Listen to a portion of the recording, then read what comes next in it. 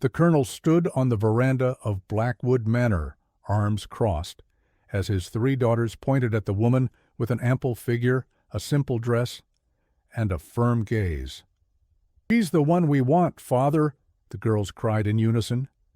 The other candidates lowered their eyes, embarrassed. Helen felt her heart quicken when everyone present turned to stare at her. Before we dive into this story, leave your comment with a rating from 1 to 10 and tell us which city you're joining us from. May this moment bring reflection and emotion to your heart. The morning dawned with that thick fog that usually covered the Cumberland Valley in May. In the courtyard of Blackwood Manor, the women were lined up as if they were merchandise awaiting a buyer. Some adjusted their hair, others nervously smoothed their dresses. All knew what was at stake. Marrying Colonel Alastair Montgomery meant security, respect, and a life away from the destitution that afflicted so many families in the region. The colonel had been a widower for 2 years. His wife, Mary Ann, had been a frail woman, delicate as porcelain, who could not bear the solitude of the manor and the burden of raising 3 twin daughters at the same time. She sickened with sorrow, the elders said, and departed, leaving her husband with an emptiness in his chest and 3 6-year-old girls adrift. The triplets were known throughout the region. Clara, Julia, and Louisa had light brown hair, lively eyes, and an energy that left any adult exhausted. They were clever, curious, and, above all, too sincere for their own good. That day, they were on the veranda beside their father, observing the candidates with that childish gaze that mixes innocence and cruelty. Helen stood in the corner, a little apart from the others, not because she wanted to, but because the other women had found a way to shun her. She was 28 years old, the daughter of a tailor who had gone bankrupt and a seamstress who had worked herself to death. Her figure was ample, her curves generous, and that was enough for the malicious tongues of the town to give her no peace. "Who would want to marry her?" they commented at the markets. "Pretty. She needs to lose weight," the women gossiped outside. Helen heard everything and pretended it didn't hurt, but it did hurt. Of course it did. Every comment was a stab to the heart, every sidelong glance a reminder that she didn't fit the mold everyone expected. There she was, nonetheless. Was Aunt Beatrice, who had raised her after her mother's. "You have a way with children. You cook, sew, keep up. What more could a man want?" The colonel descended the veranda steps with firm strides. He was a man of 42, tall, broad-shouldered, with a grave gaze. He had that air of one who commands and is not accustomed to being contradicted. He swept his eyes over the candidates, one by one, as if he were assessing mares for purchase. The girls, impatient, began to fidget. Clara tugged at her father's sleeve. "Father, can we choose?" He frowned. "Choose what?" "We want to choose who will be our new mother," Julia said, crossed arms with determination. The colonel sighed. He hadn't planned for this, but he also didn't have the courage to contradict his daughters. Since Mary Ann's death, they were the most important things in his world. "Very well," he agreed, somewhat awkwardly. "Choose." The 3 ran down from the veranda and began to walk among the candidates, observing each one with that brazen curiosity only children possess. Some women smiled nervously, others tried to strike up a conversation, but the girls paid no attention, until they stopped in front of Helen. She stood quietly, hands clasped in front of her body. She wore a clean but faded calico dress and a shawl over her shoulders. Her dark hair was pulled back in a simple bun. There was nothing special about her, nothing that caught the eye. The girls stood there looking at her. Louisa was the first to speak. "You look soft." Helen blinked, surprised. "Soft?" "Yes," Clara confirmed. "We want a mother who's warm to hug. Our other mother was too thin. It hurt when we hugged her." Julia added, "And you look like you won't be sad all the time." Helen felt her eyes sting. No one had ever said anything like that to her. She had always heard that she was too fat, that she needed to lose weight, that she wouldn't get a husband. But there were 3 children saying she was warm, soft, that she looked joyful. The 3 exchanged glances and suddenly shouted in unison, "We want this one, Daddy. Daddy." Silence that fell over the courtyard was heavy as lead. The other candidates' eyes widened, some with envy, others with poorly disguised contempt. The servants watching the scene from afar began to whisper.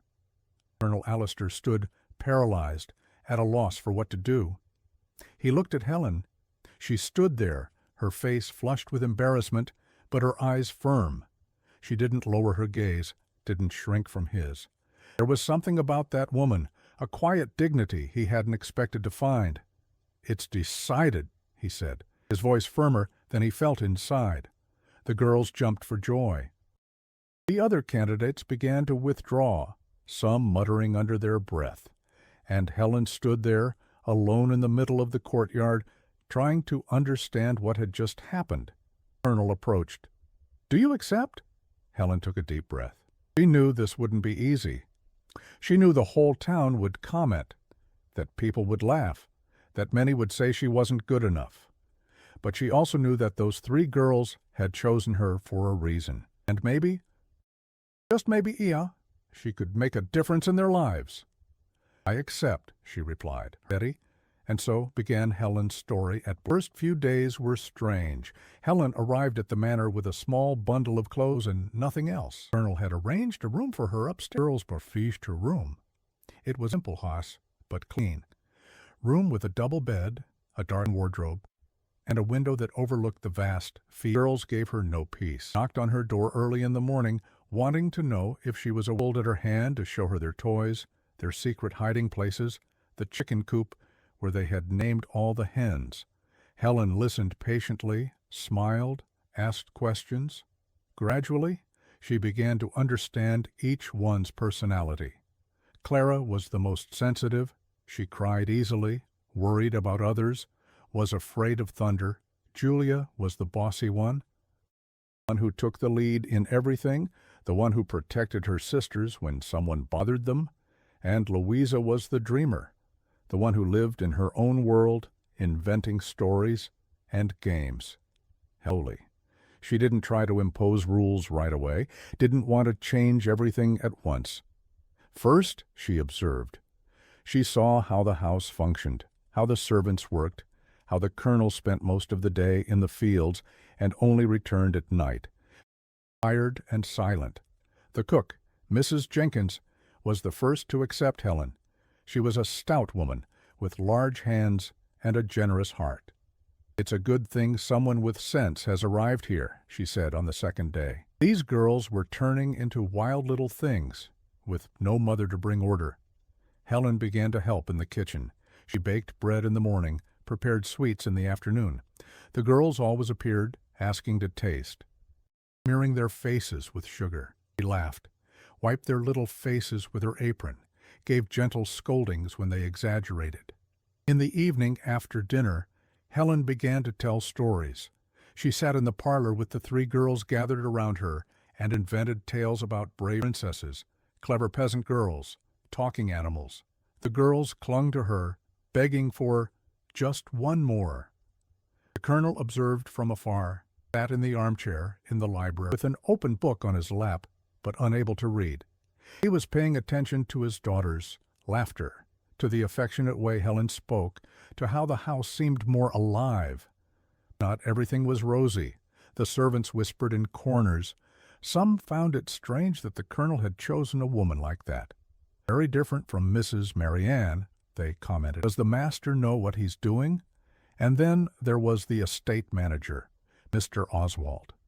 He was a man of 50, thin, with a fine mustache and a calculating gaze. He had been the colonel's trusted man for over 20 years, but he didn't like Helen's arrival at all. "That woman will want to run the manor," he told the colonel. "Careful who you bring into your home." The colonel merely replied, "She is here for my daughters. It is nothing for you to worry about." But Mr. Oswald was not convinced. He began to observe Helen with suspicion, looking for some mistake, some flaw he could use against her. Meanwhile, Helen gradually gained her place. She began to tidy the manor's garden, which had been neglected for years. She planted roses, carnations, everlastings. The girls helped, dirty with soil up to their ears, laughing at everything. One afternoon the colonel arrived early and found the four of them in the garden. Helen was teaching the girls how to make cuttings. He stood watching, and something in his chest tightened. That scene was so simple, so full of life, that he felt a longing for something he didn't even know he had lost. "Father!" the girls cried when they saw him. They ran to hug him, all at once, almost knocking him over. Helen stayed where she was, wiping her hands on her apron. The colonel looked at her, and he fired out. For the first time, smiled. It was a small. "The girls are doing all the work," Helen replied. "That's not true," Clara protested. "Mrs. Helen taught us everything." That night, at dinner, the atmosphere. Girls talked about the garden, about the flowers, about their plans to plant things. The colonel listened, asked questions, even laughed at a silly joke Julia told. Helen observed everything in silence, with a lump in her throat. She was beginning to understand that this house didn't just need someone to care for the girls. It needed someone to bring joy back, to make the colonel remember that he was still alive. And she was willing. The first major test came 3 weeks after Helen's arrival. The colonel announced he was hosting a dinner for neighbors and friends from the region. It was a tradition at Blackwood Manor to host important families at least once a year, and he didn't want people to think he was neglecting his social obligation. Helen became nervous when she heard.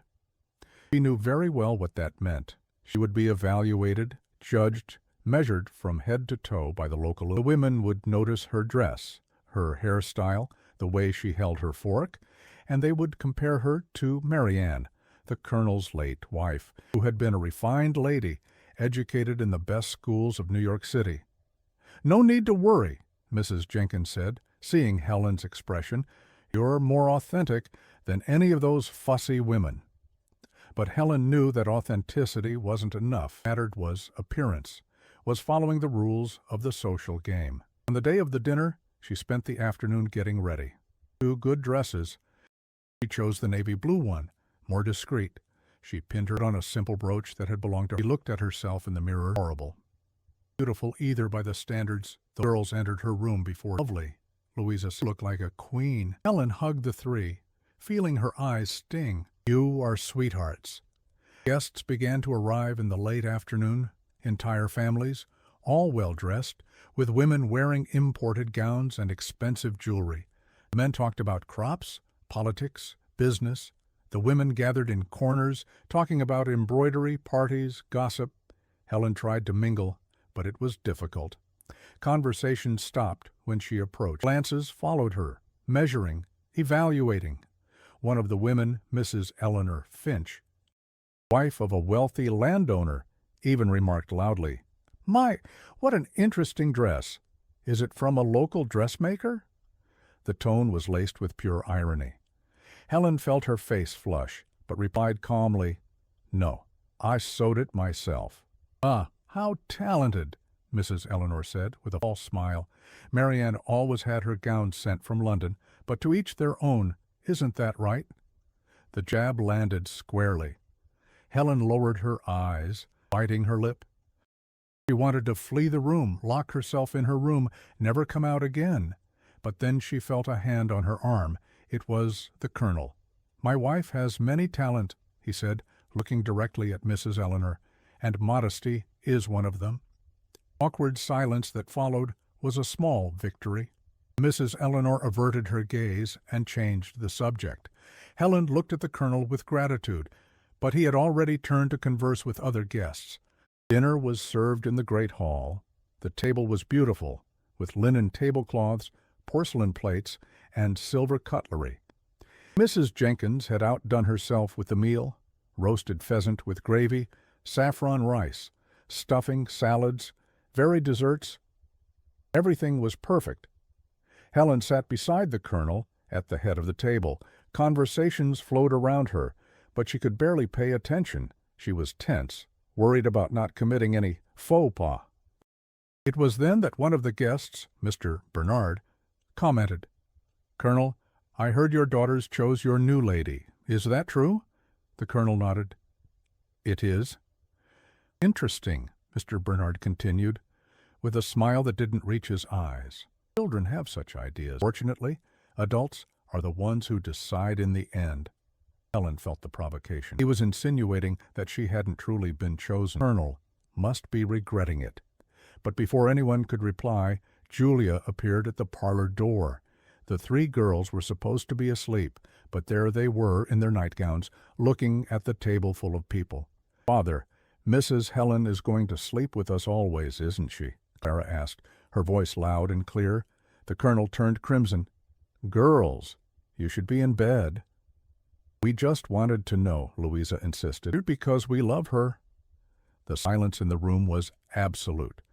Everyone looked at Helen, then at the girls, then at the Colonel, and then Julia spoke the phrase that changed everything. "She's the best mother in the world, much better than any other you could have chosen." Miss choked on her wine. Some guests coughed, as embarrassed. The Colonel stood up, went to his daughters, and yes, she will stay. His voice firm. For the girls smiled and ran to hug him, and Helen Wee, sitting at the table, felt tears stream down her face, not from sadness, but from something she couldn't name. It was as if, for the first time in her life, she belonged somewhere. Dinner ended early after that.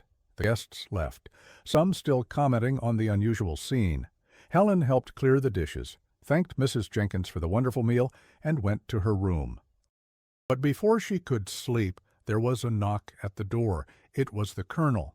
"I wanted to apologize," he said, standing in the hallway. "The girls shouldn't have appeared like that. You don't need to apologize. They were just being honest." Well here, better coming from him, it meant a lot. "Thank you." When the door closed, she sat on the bed and took a deep breath. The first test had passed, but she knew others would come, and she would need to be prepared. Months went by, and a routine at Blackwood Manor was established. Helen woke early, helped in the kitchen, cared for the girls, organized the house. In the afternoon, she sat on the veranda with some needlework in her hands, mending clothes, doing embroidery. The girls played in the garden, laughter echoing across the ground. The Colonel began to spend more time at home. Before, he stayed in the fields all day, returning only for dinner and sleep. But now he appeared in the middle of the afternoon, after coffee, sat on the veranda to talk. Sometimes he held his daughters in his lap. Other times, he just watched Helen sew. "Who taught you?" he asked. "My mother," Helen replied, without taking her eyes off the fabric. "Oh, she was a seamstress. She worked until the last day of her life." The Colonel nodded, thoughtful. "It must have been difficult." "It was," Helen admitted, "but she taught me that honest work brings no shame. On the contrary, it dignifies." He remained silent, processing those words. He had been raised in a wealthy family, had never needed to work with his hands, had never felt the weight of necessity. There was something about that woman, in the way she spoke, that made him rethink many things. The girls were also changing. Once disorganized and undisciplined, they now had schedules for studying, playing, eating. Helen had begun to teach them to read and write, teaching them letters, numbers, the formation of words. She used sheets of paper the Colonel bought in town, pens, and ink. Clara learned quickly. She had a knack for letters, enjoyed putting syllables together. Julia was more stubborn, wanted to do things her own way, but eventually managed. And Louisa was often distracted, drawing in the margins of the paper instead of writing. "They're learning well," the Colonel commented one night, after the girls had gone to bed. Helen smiled. "They're intelligent. They just needed someone to guide them." He observed her for a moment, then said, "You're a good teacher." It was another simple compliment, but Helen felt her chest warm. She was beginning to realize that the Colonel was not a man of many words, but when he spoke, he was sincere. However, not everything was peaceful. Mr. Oswald, the manager, continued with his suspicion. He watched Helen from afar, tried to find flaws, mistakes. He began to spread rumors among the servants. "She only wants the master's money," he commented to anyone who would listen. "Clever woman, that one. Won over the girls to get to him." Some servants believed him, others did not. But the poison was slowly being sown, creating an atmosphere of distrust. One day, a letter arrived at the manor. It had no sender, just Helen's name written on the envelope. She opened it with trembling hands and read, "You do not belong here. Go back where you came from before it's too late. Your figure does not suit the position you try to occupy. The colonel will soon realize the mistake he made." Helen felt her legs give way. She sat on the bed, holding the letter tightly. The words were cruel, but the worst part was that they struck at her deepest insecurities. She had always felt inadequate, always felt her body was wrong, that she didn't deserve to be there. That night, she couldn't sleep. She stared at the ceiling, thinking of leaving, of sparing herself and the colonel further humiliation. But then she thought of the girls, their little faces asking for just one more story, their tight hugs, the "I love yous," whispered before sleep. Couldn't abandon them, not now. The next morning, she burned the letter in the fireplace and continued with her routine, but the poison had been sown, and the doubt lingered, small and painful, deep in her chest. The following weeks brought more changes. The colonel began to ask Helen's opinion on household decisions. He wanted to know what she thought about hiring more servants, about roof, about buying new furniture. "I don't understand these things," she said. "But you live here," he replied. "Your opinion matters." And little by little, Helen gained confidence. She suggested improvements in the kitchen, proposed reorganizing the pantry, offered ideas for the garden, and the colonel listened, considered, often agreed. Mr. Oswald noticed and disliked it immensely. Helen's influence was growing, and he felt his own power waning. It was time to act. One afternoon, he sought the colonel in his study. "Master, I need to speak about something delicate." The colonel looked up from his papers. "Speak. It's about Mrs. Helen," Mr. Oswald began, choosing his words carefully. "Don't you think she's meddling too much in the manor's affairs?" The colonel frowned. "She only offers suggestions when I ask." "Yes, but don't you find it strange? The manager, a woman who arrived here a few months ago, wanting to run everything. You need to be careful. She might be wanting more than just caring for the girls." The colonel was silent for a long. Then he said, his voice firm, "You've worked with me for 20 years. I have always respected you, but Helen is here because my daughters need her. And if she has good suggestions for the house, I will listen to them. That does not diminish your importance in the management of the estate." Mr. Oswald forced a smile. "Of course, master. I was only concerned about you." But when he left the study, his face was flushed with anger. He wouldn't give up. He would find a way to show the colonel who Helen really was, and the opportunity came sooner than he expected. Autumn arrived, bringing colder days and longer nights. At Blackwood Manor, life continued its rhythm, but something was changing in the air. Helen felt it, though she couldn't explain what. The colonel was different, more present, more attentive. Sometimes she caught him looking at her with an expression she couldn't decipher. It wasn't disdain. It wasn't indifference.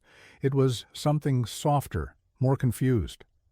One night, after the girls had gone to bed, he called her to his study. Helen became nervous, thinking she had done something wrong. "Sit," he said, gesturing to an armchair. She obeyed, her hands clasped in her lap. The colonel stood looking out the window. "I wanted to thank you," he began, without turning around, "for what you've done for my daughters.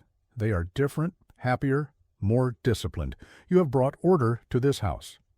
Helen breathed a sigh of relief. "I'm glad to help." He finally turned. "Judge, but steadfast, that is, admirable." The colonel's words touched something deep within Helen.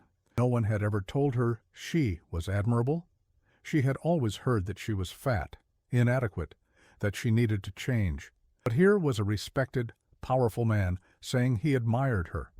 "Thank you," she murmured, feeling tears threaten. The colonel approached and suddenly took her hand.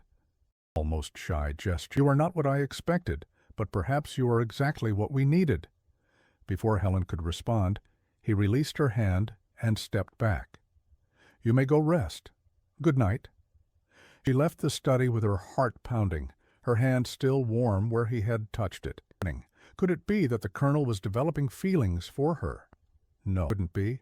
She was just the woman who looked after his daughters. Nothing more.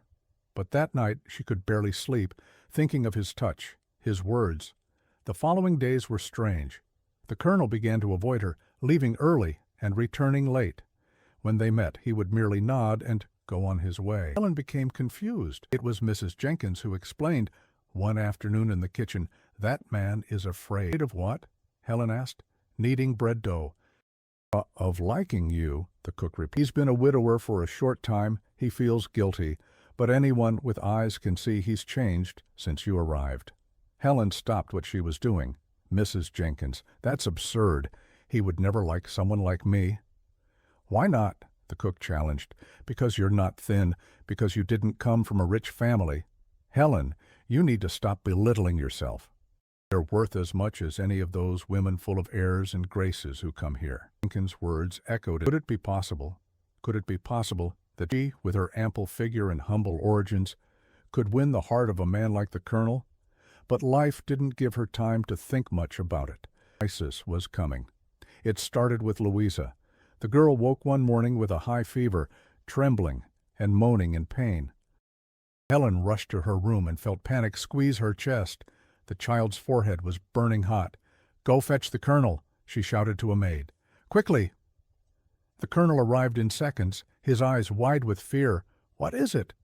"High fever," Helen explained, trying to stay calm. "We need a doctor." He sent for Dr. Anthony, who lived in the neighboring town. While they waited, Helen didn't leave the girl's side. She changed cold compresses, gave small sips of water, whispered words of comfort. The other two girls were terrified.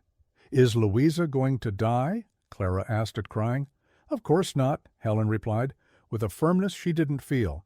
"She's going to get well." The doctor arrived late in the afternoon. He examined the girl, asked questions, frowned. "It's a strong fever," he diagnosed. "It could be typhoid. She will need constant care in the coming days." The colonel turned pale. Will she survive?"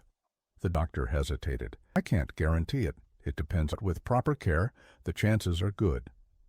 That night was the longest of Helen's life. She stayed by Louisa's bedside, changing compresses, wetting the girl's dry lips, praying softly. The colonel was there, too, sitting in a chair, his face tense with worry. In the early hours of the morning, the fever worsened. Louisa began to deliriously call for her dead mother. The colonel held her hand, tears streaming down his face. "No," he murmured. "It can't be. I can't lose another." Helen felt her heart break. She saw in that strong, authoritative man a desperate father, terrified at the possibility of losing a daughter. And on his shoulder, "She will get well," she said firmly. "Promise." He looked at her. His Helen replied, "I will care for her 3 days and 3 rarely slept." She cared for Louisa with a dedication that surprised even Mrs. Jenkins. He forced the girl to drink broth, changed the sweat-soaked sheet, sang softly when she cried. The colonel stayed there the whole time. He saw that woman who had arrived a few months ago, whom the whole town judged inadequate, fighting for his daughter's life as if it were her own. On the morning of the 4th day, the fever broke. Louisa opened her eyes, pale and weak, but alive. "Mrs. Helen," she murmured. Helen leaned down, holding her tiny hand. "I'm here, my love." "I dreamed you were my real mother," the girl said. Helen felt tears stream down her face. "I am, darling, in the way that matters." The colonel, who was standing at the door, heard everything, and at that moment something inside him broke. All the barriers, all the prejudices, all the doubts. He saw that woman clearly for the first time, and what he saw was pure love, absolute dedication, true strength. When Helen left the room, exhausted, he was waiting in the corridor. Without a word, he embraced her. It was a tight, prolonged hug. "Gratitude and thank you," he whispered. "Everything." Helen remained still, surprised, then slowly returned the embrace. And there, in the silent corridor of Blackwood Manor, something new began, something neither of them was prepared to handle. Louisa's recovery was slow but steady. Gradually, the girl began to smile again, to play, to ask for stories. Her sisters clung to her, happy to have her back. But something had changed in the house. The relationship between Helen and the Colonel was different. He began to seek her out more, to talk about things beyond the girls and the house administration. He asked about her childhood, about her dreams, her fears. Helen responded cautiously at first. Little by little, she opened up. She told him about her mother, who had worked herself to exhaustion, about her father, who had died in debt, about the difficult years when she had to sew late into the night to pay the bill. "You are strong," he said one night as they walked through the garden after dinner. "Stronger than many people I know." Helen shook her head. "I'm not strong. I did what needed to be done." "That is the definition of strength," he countered. She looked at him, surprised by the intensity in his gaze. There was something there, something that made her tremble inside. She was afraid to believe, afraid to delude herself. The servants also began to notice the change. Mrs. Jenkins smiled contentedly. Some servants whispered quietly, happy to see the master finally coming out of mourning, but others, influenced by Mr. Oswald, viewed it with suspicion. "She's deceiving him," the manager said in corners. "She won over the daughters, saved one of them from death. Now she's winning over the master. Very convenient, isn't it?" The poison continued to be spread, but now it had less effect.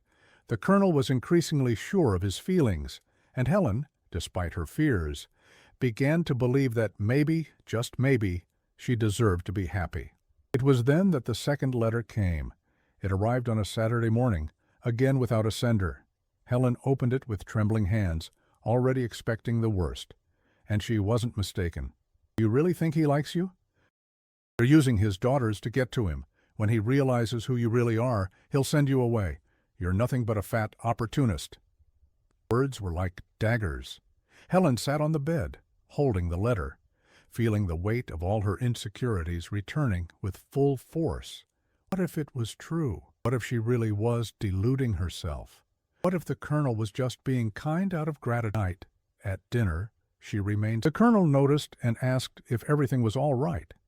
She merely nodded yes, but he wasn't convinced. After the girls had gone to bed, he sought her out in the garden. "Wrong," Helen hesitated, then took the letter from her dress pocket and handed it to him. He read it, and his face turned red with anger. "Who is sending this?" "I don't know," Helen admitted, "but maybe they're right." "Maybe I am." "Stop," he interrupted, his voice firm. "Don't listen to such malice. You are not an opportunist. You are the most genuine person I have ever met." Helen felt tears stream down her face. "But I am everything they say. I'm plump. I'm poor. I don't have a refined education." "So what?" the Colonel retorted. "Do you think that matters? Helen, you saved my daughter. You brought joy to this house. You—" He stopped, taking a deep breath, as if gathering courage. "You made me feel something again that I thought I would never feel." Helen's eyes widened. "What?" He took it forward. "Hope. A desire to live. You made me remember that I still exist, that I can still be happy."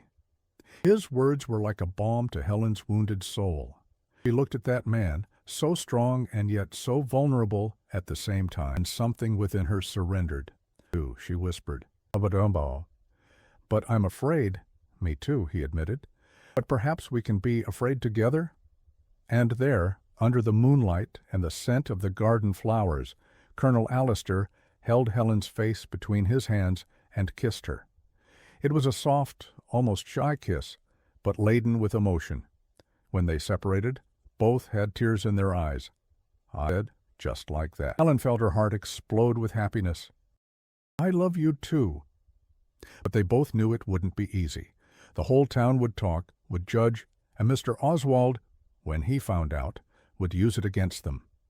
The war had only just begun. The news of the Colonel and Helen's courtship spread through the region like wildfire. Malicious tongues worked overtime, inventing stories, distorting facts. "She seduced him," they said at the markets. "You used his daughters to get to the man." What a disgrace! The ladies commented at church. A man like Colonel Allister with a woman like that. He's dishonoring the memory of his late wife, the merchants whispered. Helen heard everything and tried not to. Every comment was a stab, every sidelong glance a reminder that she wasn't accepted.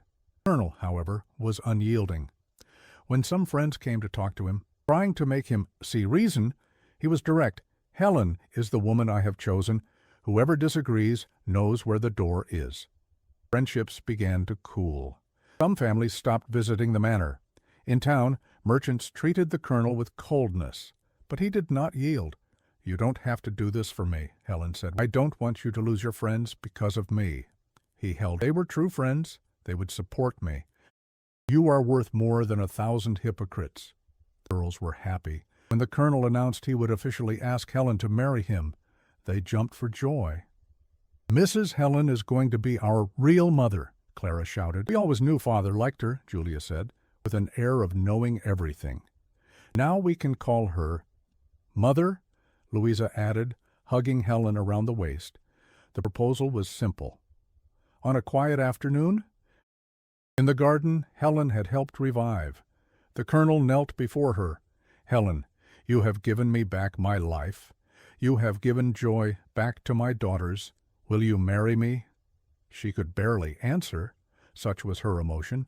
Yes, 1,000 times yes.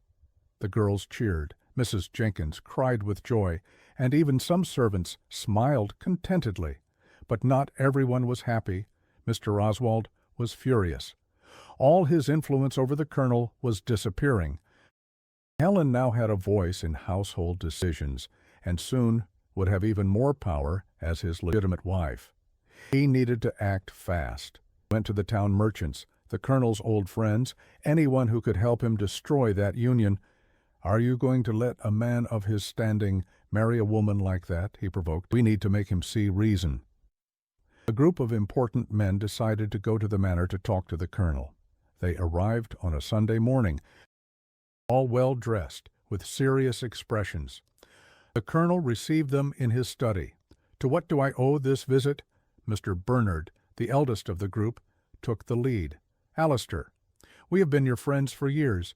We came here out of concern. This decision to marry Helen, are you sure? The arms, absolutely. But think carefully, another man insisted.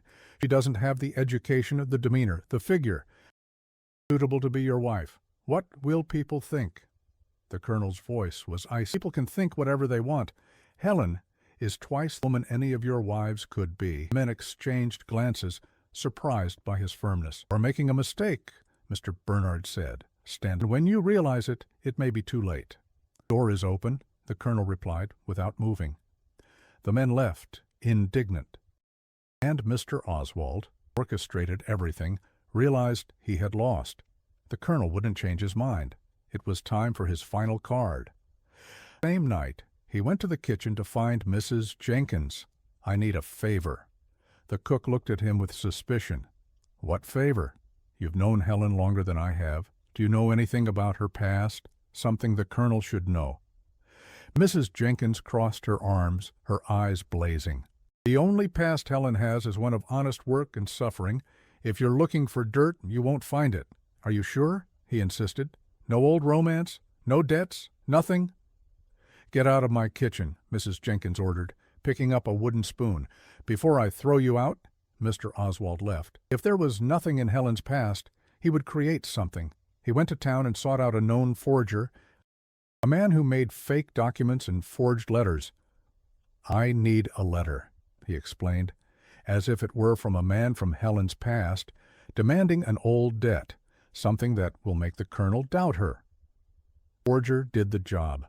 3 days later, the letter arrived at the manor, addressed to the colonel. It stated that Helen owed a considerable sum to a merchant from another town, money she had borrowed and never returned. The colonel read the letter and frowned. He knew Helen well enough to know that it didn't make sense, but the doubt lingered, small and uncomfortable.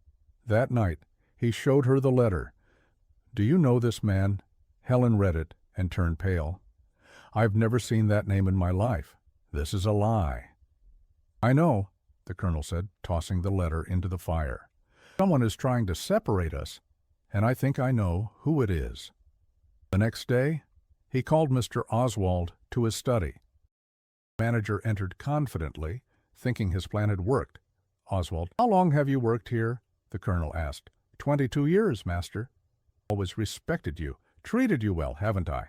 "Yes, sir." The colonel stood up. "Then why are you trying to destroy the woman I love?" Mr. Oswald paled. "Didn't—" "Don't lie," the colonel interrupted, his voice cutting.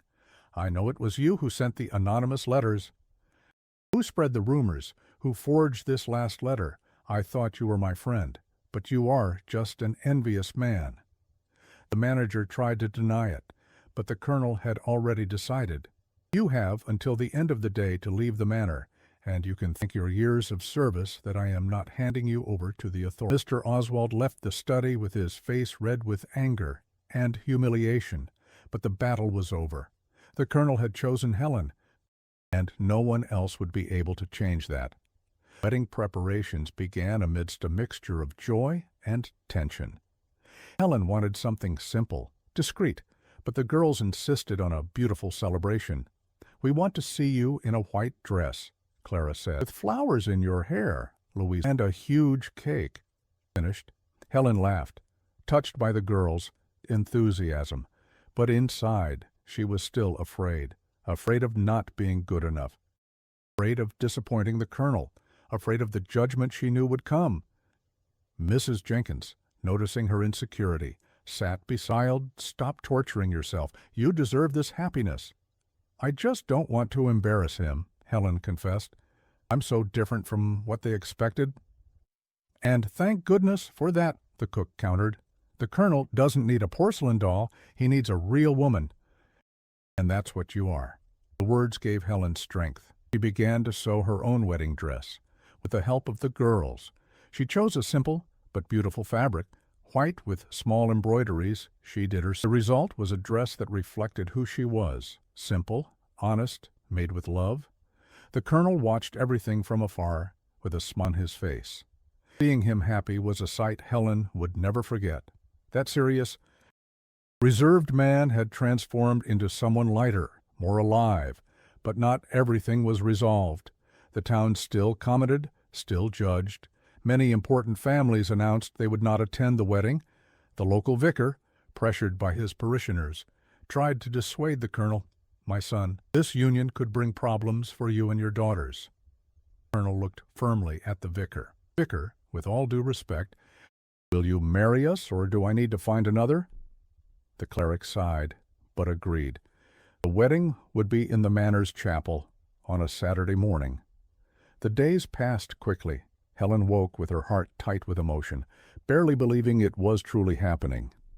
The colonel stayed at a close friend's house for the last week, following the tradition of not seeing the bride before the wedding. The girls were responsible for decorating the chapel. They filled the place with flowers from the garden, arranged benches, hung white ribbons. The result was simple, but charming. On the eve of the wedding, Helen was in her room when she heard a knock at the door. It was the colonel, who shouldn't have been. "I know I shouldn't have come. Needed to see you." "Getting it?" "Never," he replied. "Just wanted to tell you one thing. Tomorrow when you walk into that chapel, don't look at the empty pews. Don't look at who didn't come.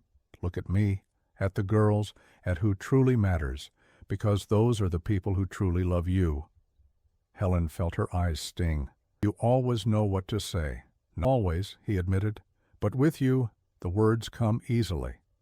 They stood there for a few minutes, embracing, feeling each other's presence. It was a moment of peace before the storm they knew would come.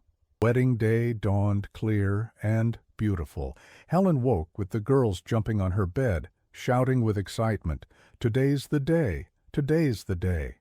Mrs. Jenkins appeared with breakfast. "Eat something, child. You'll need energy." Helen could barely eat, such was her anxiety. She bathed, let the girls help with her hair, put on the dress she had sewn herself. When she looked in the mirror, she almost didn't recognize herself. She was beautiful, truly beautiful. "You look like a princess," Louisa whispered, her eyes shining. The hour arrived. Helen walked to the chapel accompanied by the three girls, who scattered rose petals along the path. The chapel was empty in many places, but some servants were there, Mrs. Jenkins in the front row, and a few loyal friends of the colonel. But none of that mattered when Helen saw the colonel waiting at the altar. He was in a dark suit, his eyes fixed on her, and the smile on his face was so genuine, so full of love, that she forgot everything else. She walked to him with her heart pounding. When she reached the altar, he took her hand and whispered, "You are beautiful." The ceremony was simple and moving. The vicar spoke of love, commitment, family. The girls cried with joy. Mrs. Jenkins cried too, wiping her eyes with her apron. He said, "You may kiss the bride." The colonel held Helen's face with infinite tenderness and kissed her. It was a soft, respectful kiss, laden with promises. The small reception afterward was joyful. Mrs. Jenkins had prepared a feast. The cake was beautiful, and the girls never stopped dancing. Helen looked around and felt her chest tighten with this was more than she had ever dreamed. It was real. It was hers. When they were alone for the first time as husband and wife, the colonel held her hand. "More than I imagined possible," Helen replied. "Then let's make this last. Let's build a life that is worthwhile." Sealed the promise with another as the moon shone over Blackwood Manor. First months of marriage were a time. Helen was now officially the lady of the house, and that came with responsibilities she hadn't had before. She needed to supervise all the servants, organize social events, even if few attended, manage the household accounts, but she wasn't alone. The colonel supported her in everything, taught her what she didn't know, defended her decisions. The girls continued to cling to her, now able to call her mother without fear. The town, little by little, began to relent. Some families, seeing that the marriage wouldn't dissolve, started visiting the manor again. Others never accepted it, but that no longer mattered so much. Helen had learned that she couldn't please everyone, and that was all right. One day, Mrs. Eleanor Finch appeared at the manor. It was the same woman who had humiliated Helen at the first dinner. She came with her husband, asking to speak with the colonel about business. Helen received them in the parlor with the courtesy she had learned, served coffee, conversed politely. When Mrs. Eleanor realized that Helen held no grudges, that she treated everyone with respect regardless of the past, something changed in her gaze. "Wrong about you," she said. "You are a true lady." It was a small victory, but significant. It showed that Helen had earned her place not by force, by the dignity with which she conducted her life. Months turned into years. The girls grew up, becoming educated and sensitive young women. Clara became a teacher, educating the children of the region.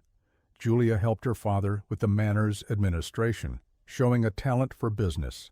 And Louisa became an artist, painting landscapes of the valley that sold well in town. Helen grew old beside the colonel, her hair gaining white strands, her body growing heavier with the years, but he never stopped looking at her with that sparkle in his eyes, that love that needed no words.